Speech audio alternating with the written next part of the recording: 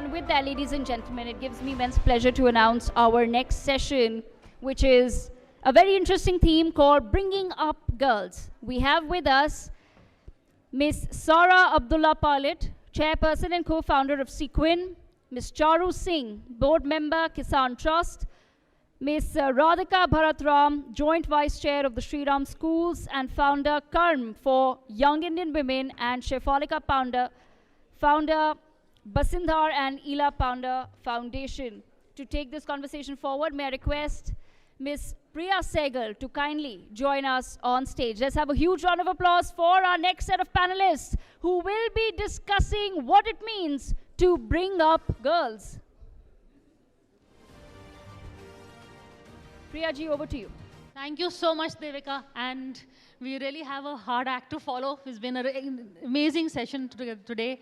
But today we are really focusing on something which is the backbone of my show, why we are all here today, the topic of women empowerment. You know, we have people here who've been working. All of you are doing something different, but something meaningful, whether it is with young kids, urban girls, or, you know, rural women. There is an effort being made to try and at least level the playing field. So, Sara, I'll begin with you first. You know, you have Sequin, where you do a lot of work. In fact, there are a couple of programs that I really enjoy, if you can tell us about them. One is, you know, Mardon Wali Baat, where you actually tell women that, in terms of boys, there is a total level playing field. And also you're talking to the boys also in terms of how they should be with girls. You know, because we always tell the girls when, you know, we are worried when the girls go out, they should be safe. But I think the lecture should also be given to the boys and not just the girls. So just a bit about what you do with your program with sports also, so if you can tell us. Thank you, Priya, and thank you for having me here. As you said, my NGO is called Sequin, the Center for Equity and Empowerment and Inclusion, and we've been working for the last 16 years. And one of our flagship programs is Mardo Wali Baat, as Priya said, because while our panel is called Bringing Up Girls, for us, we've really seen that this conversation is incomplete if you do not talk to the boys. And I'm really happy that you have a panel about bringing up boys, because the onus is not on the girl. We've again seen this. We've did some work in Simapuri, and we have a football project. The idea being that once a girl goes out there, she comes out of her home, she develops life skills, which are so very important.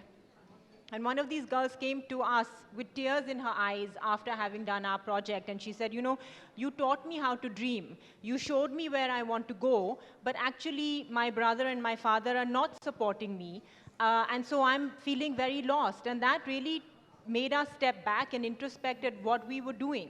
And that is why we feel it's so important. It's not just about empowering that girl. What is that girl going to do? We see this across the country. If you look at figures with girls, and Radhika, of course, would know about this, education and enrollment is, you know, higher than ever.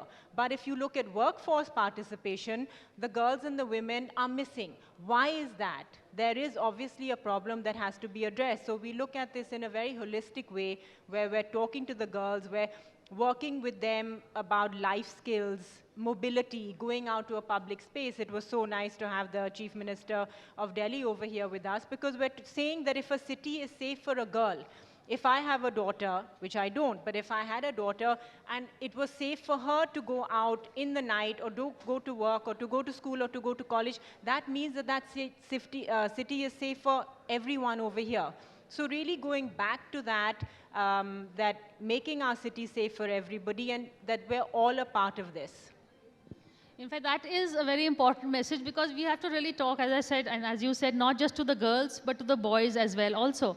Radhika, you know, there are two levels that are really, you are involved in your school, also education, which is the co-ed school, and also what you do with the Karm for young women. And if you can tell us a bit about what you do, and then I'll ask you some more questions. All right. Namaste.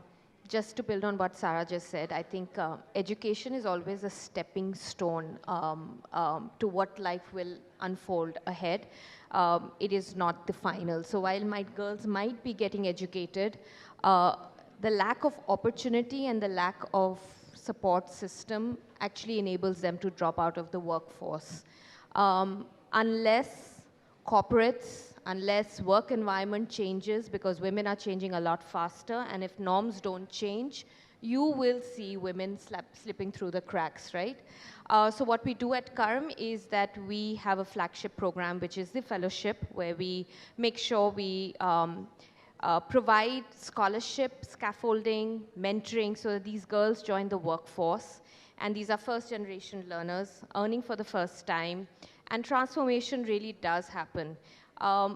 Unless we invest in leadership of young women, you will not see the transformation that we're hoping to see in the world, actually, not just India.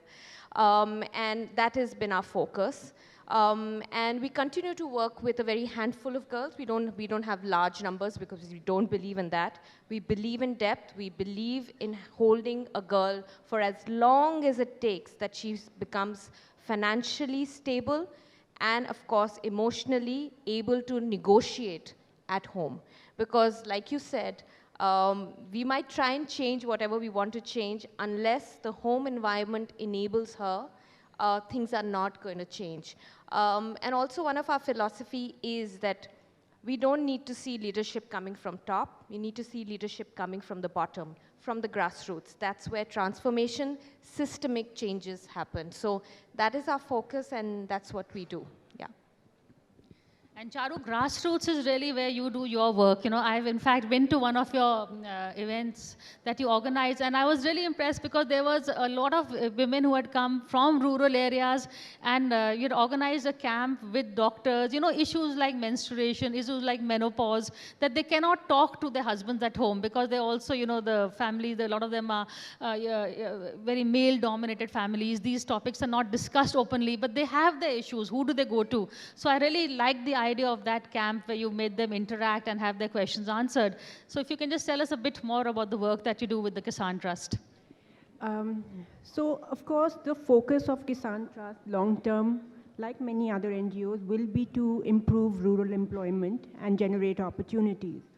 But one thing that my experience with rural women, highlighted was that there is now a tremendous appetite to educate themselves, to gather information, and to connect with the changes that are happening around them and in the rest of the world.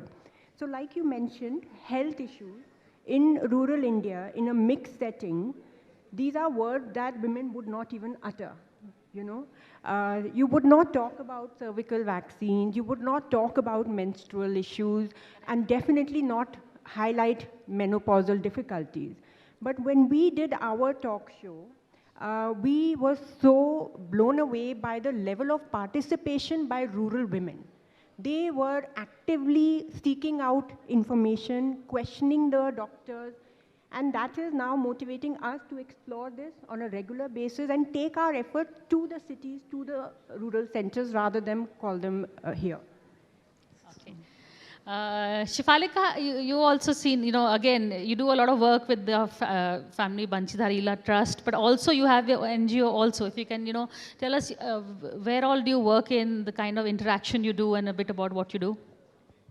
So my foundation works in Odisha. We work across 6 districts.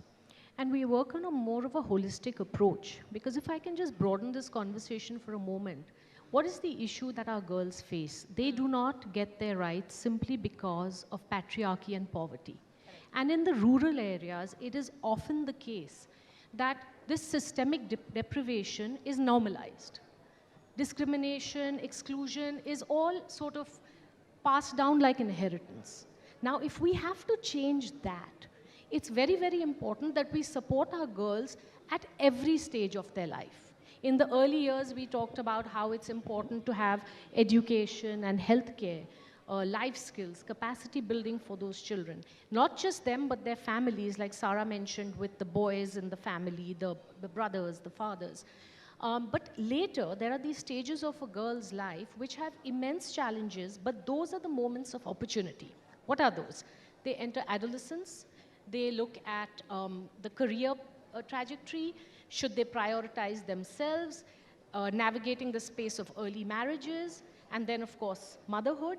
At every stage, it is incumbent upon us as the family, the community, the workspace, and even stakeholders like us to support them, mentor them at every level. And until and unless we change their trajectory with the 3 A's, which is agency, aspiration, and access, we are not going to be able to bring that systemic change. And that is what we do, where we work across the spectrum, support them through that life cycle, because we have that leverage to be at the grassroots level, to be with them for a longer period of time. Fair enough. In fact, I want to take up a point that Shaifalika has raised. Also, Sara, it's okay to motivate them and get them into the workforce. But then there is some pressure, whether it is a family illness or, they're having a kid. The pressure is never on the husband to quit, but the woman is the one who is told, okay, you quit. So, we have a hashtag, don't quit.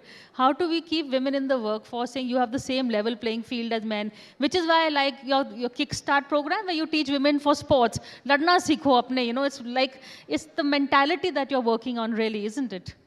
It does all boil down to that, and as Shaifalika mentioned, it really is about patriarchy, and it's about violence. And when we talk about violence at every form. Yes, physical violence. No one's, turning away from that. Physical violence, harassment, sexual harassment, but also violence in terms of mental harassment, violence in terms of financial harassment, financial violence, systemic violence. If I am a girl and I am not able to access my workplace easily, or if there is pressure from my family or pressure from my in-laws to drop out, or if I'm being told that I am not nurturing my children, or I'm, not looking after my home, and therefore I should do something else. That is also a type of violence, because why? It curtails my freedom. I should be free to do, of course, what is right, what is ethical. Nobody is saying that you should do things that are illegal. But as a girl, as a woman, do I have as much freedom to choose? It's about the freedom for choice. So if a girl is in the workforce, how are we working as a state, as a country, as a community, all together? And it starts from the womb. It starts from the right of that girl to be born, right through life, to stay in school, to not get married early. These things are not just stories, they happen even now. Child marriage takes place even now. To continue to higher education, or to continue for a job. And that's why our football program, our Kickstart Equality program, is so exciting, because people say, oh, there's no magic pill to empowerment. And I agree and I disagree, because actually we have seen that when we work in these communities and our girls come out and play football, then we work with their mothers, we work with the women in the community, we work with the men, and we work with the boys, but we see that spark. When the girls are out there on that football field, something changes within them. Then they work even harder in school. They eat better. Nutrition is so important. Then they want to go to play a match. So first they'll start with the match just out of the house. Then they'll go to the next village. Then they'll go to the next district. Then there'll be a tournament somewhere in the next state. So if they feel that kind of confidence, and if they feel safe enough to do that, it really is life-changing. In fact, that's where, Radhika, I want to bring you in. I did a program with some young girls, and I asked them, what are your priorities? And the first priority for all of them was financial independence. Second was have a kid. Third was get married. Because, now with IVF and other options, marriage is really a low. Do you see that also in your interactions? Because there is an urban mindset and a rule where women can maybe, especially in your school, maybe they have a little more freedom to decide, because financial freedom is pretty important. The girls that I work with, marriage is not something that they're thinking of Really? at all. Because I really and the panel says it's about bringing up women. Unless we bring up women that money is power in your bank account, I don't think much is going to change. So how we bring up our women, our girls, is extremely important. The way we bring up our boys, saying that you need to earn, if you have a stomach, you need to survive. I think the same way we need to bring up our young girls, saying that if you have a mouth, you have a stomach, you need to earn, and you need to stand on your 2 feet. And I think that's the mindset shift that we're trying to create in our girls. Our girls are earning far more than their fathers could have ever imagined, right? So that is power. Now they are making decisions at home. And, while we work with their parents a little bit, what we do best is that we provide them with the scaffolding to go home and negotiate, because we don't want to fight their battles. Agency means that they should have the confidence to go home and fight for what that's rightly theirs. And that starts from home and goes into workspaces. So negotiating for better salaries, negotiating for better work environment is all that they need to navigate. So nothing is given on platter. It's about building these girls to negotiate all the time, the way men have always done it. So yeah, that's how we work. I couldn't agree more, because the point is empowering girls is about giving them the tools and the freedom to achieve their dream. And the only way that happens is, like even Sara said, is we are talking about the ripple effect that goes from one vertical to the other.